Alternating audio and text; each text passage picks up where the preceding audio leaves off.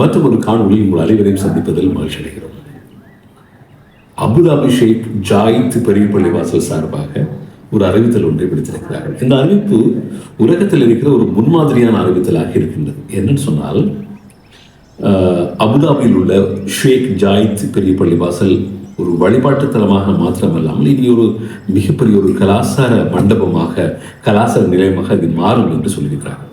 அந்த பள்ளிவாசலில் பாரம்பரிய கலாச்சாரத்தை, அதாவது அபுதாபியின் பாரம்பரிய கலாச்சாரத்தை வெளிப்படுத்தும் பல்வேறு நூல்கள், ஆயிரக்கணக்கான நூல்கள் அந்த பள்ளிவாசல் இருக்கிறது. இந்த நூல்களை பாதுகாக்க வேண்டும் என்று அவர்கள் யோசிக்கிறார்கள். இந்த நூல்கள் ஒரு மிகப்பெரிய கலாச்சாரத்தை பாதுகாக்கிற, கலாச்சார அடையாளத்தை போன்ற பள்ளிவாசலாக இருக்கிறது. அங்கிருக்கிற நூல்களை பாதுகாக்க வேண்டும்.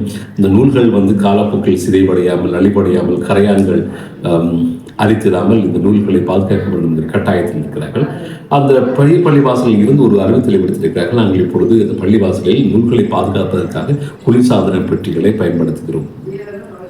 அதாவது சூழலில் இருக்கிற கிருமிகளால் உணவுப் பொருட்கள் பழுதடையாமல் இருக்க ஃப்ரிட்ஜ், அதாவது குளிர்சாதன பெட்டிகளை நாங்கள் உணவுப் பொருட்களை வைக்க பயன்படுத்துகிற மாதிரி இந்த புத்தகங்களை வைப்பதற்காக ஒரு குளிர்சாதன பெட்டி, விசேட குளிர்சாதன பெட்டி ஒன்றை பயன்படுத்துகிறார்கள். அந்த குளிர்சாதன பெட்டி தான் ஒரு முக்கியமான பேசு பொருளாக இப்பொழுது மாறி இருக்கிறது. அதுக்காகத்தான் இந்த காணொலியை நான் உங்களுக்கு வழங்குகிறேன். இந்த புக் ஸ்டெலிசர் என்றுதான் இந்த ஃப்ரிட்ஜுக்கு, இந்த குளிர்சாதன பெட்டிக்கு பேர் வைக்கப்பட்டிருக்கிறது.